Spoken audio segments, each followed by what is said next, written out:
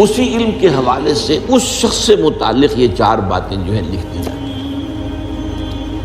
اب اس کو سمجھنا چاہیے، اصل میں جو بات مسئلہ تقدیر کے سمجھنے میں، جو یوں سمجھیے کہ ایک بہت آسان فارمولہ ہے اگر سمجھنا چاہے انسان، اور یہ میں عرض کر چکا ہوں کہ سمجھنا چاہیں گے تو سمجھ جائیں گے، تفصیل میں جائیں گے تو الجھ جائیں گے، اور مناظرہ اور مباحثہ کریں گے تو گمراہ ہو جائیں گے۔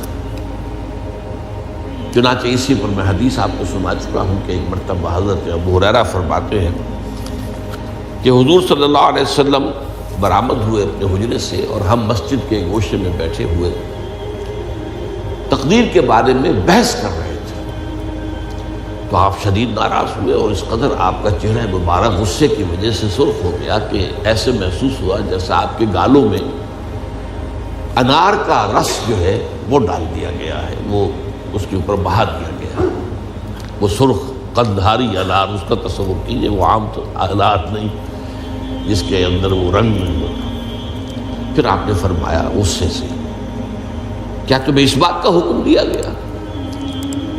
کیا مجھے تمہاری طرف اسی کام کے لیے بھیجا گیا کہ اس مسئلے میں تم بحث کرو؟ عزمت علیکم میں تاکید کر رہا ہوں اس مسئلے میں بحث سے گریز کرو، بحث مت کرو۔ تو یہ مسئلہ اگرچہ اس اعتبار سے بڑا مشکل ہے، اگرچہ سمجھنا چاہیں تو سمجھ سکتے ہیں، لیکن میں ایک اور حدیث بھی آپ کو سنا دوں کہ اس پر ایمان کس قدر لازم ہے۔ یہ ایک تابعی ہے حضرت ابن الدالمی رحمۃ اللہ علیہ، وہ فرماتے ہیں، طویل حدیث ہے، میں اس کا خلاصہ بیان کر رہا ہوں، کہ میرے دل میں تقدیر کے بارے میں کچھ وسوسے پیدا ہوئے، تو میں نے جو بھی کبار صحابہ اس وقت زندہ تھے، بقید حیات تھے، ان سب سے ملاقات کی۔ ابی ابن کعب رضی اللہ تعالیٰ عنہ، جن کے بارے میں حضور نے فرمایا ہے کہ اقرأہم ابی ابن کعب، میرے صحابہ میں قرآن کا سب سے بڑا عالم ابی ابن کعب۔ ان کے علاوہ عبداللہ ابن مسعود کے پاس بھی میں گیا رضی اللہ تعالیٰ عنہ، جن کی حدیث ہم پڑھ رہے ہیں۔ حذیفہ بن یمان کے پاس میں گیا رضی اللہ تعالیٰ عنہ۔ ان سب نے ایک بات یہ کہی کہ دیکھو، ایک بات تو یہ جان لو کہ اللہ تعالیٰ کی قدرت سب شے پر حاوی ہے۔ اللہ تعالیٰ اگر لو ان اللہ عذب اہل سماواتہ واہل ارضہ عذبہم وہو غیر ظالم لہم، اللہ اگر تمام آسمان والوں کو اور تمام زمین والوں کو عذاب دے تو اسے عذاب دینے کا حق حاصل ہے، وہ عذاب دے سکتا ہے بغیر اس کے کہ ہم کہیں کہ وہ ظالم ہے۔ تمام زمین والے اور تمام آسمان والوں میں تو نیکوکار بھی آ گئے۔ یہ اصل میں ایک بڑا اہم مسئلہ ہے کہ جو ہمارے اور معتزلہ کے درمیان مختلف فی ہے۔ معتزلہ ہی کے انداز میں اہل تشیع کا عقیدہ بھی ہے کہ اللہ پر عدل واجب ہے، اہل سنت کے نزدیک اللہ پر کوئی شے واجب نہیں، اللہ کا اختیار مطلق ہے، جو چاہے کرے۔ چنانچہ وہ ظالم کو معاف کر سکتا ہے جب چاہے، اور وہ کسی اچھے آدمی کو عذاب دے سکتا ہے جب چاہے۔ یغفر لمن یشاء ویعذب من یشاء واللہ علی کل شیء قدیر۔ یہ سورہ بقرہ کی آخری آیت میں ہے کہ آیات میں سے ہے، لاسٹ بٹ 3 آیت میں۔ تو اس اعتبار سے اللہ کا ایک تو اختیار مطلق ہے۔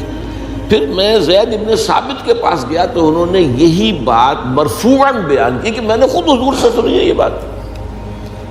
باقی 3 صحابہ کے بارے میں تو وہ کہتے ہیں کہ انہوں نے گویا کہ اپنی رائے کا اظہار کیا، اور اگر اللہ تعالیٰ چاہے لو رحمہم، تمام آسمان والوں اور تمام زمین والوں کو بخش دے اور رحم کرے، لکانت رحمتہ خیرا لہم من اعمالہم، تو اس کی رحمت جو ہے وہ یقیناً لوگوں کے اعمال سے بہت بالا ہے، بلند و برتر ہے، تو جو چاہے کرے۔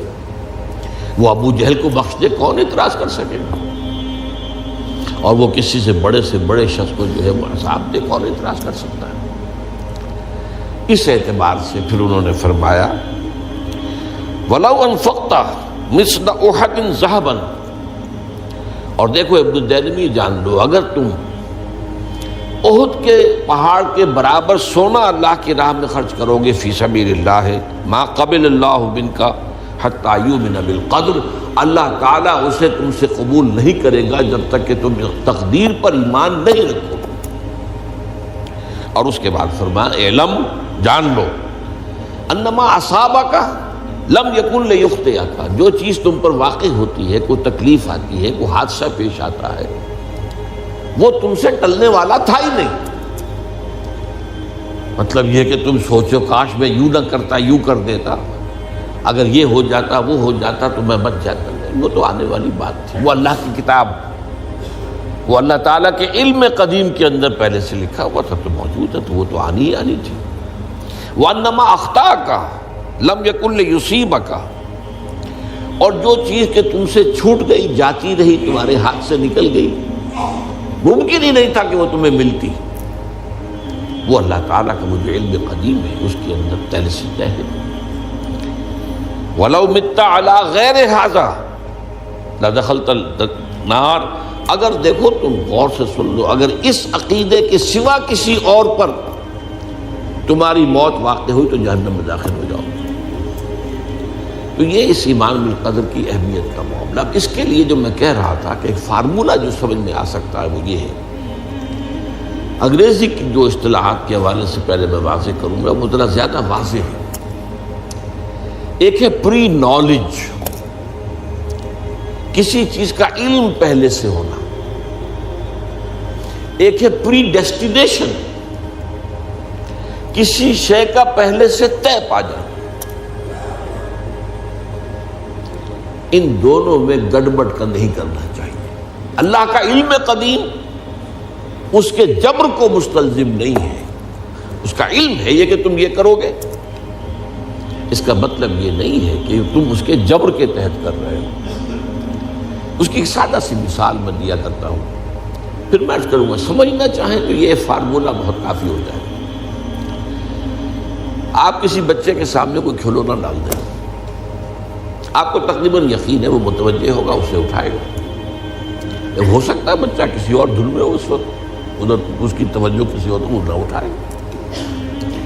اگر وہ اٹھا لیتا ہے تو آپ کے مجبور کرنے سے تو اس نے نہیں اٹھایا، اس نے تو اٹھایا ہے اپنے انسٹنکٹ کے تحت کہہ لیں، اپنے ارادے کے تحت کہہ لیں، آپ مجبور تو یہ آپ نے کی۔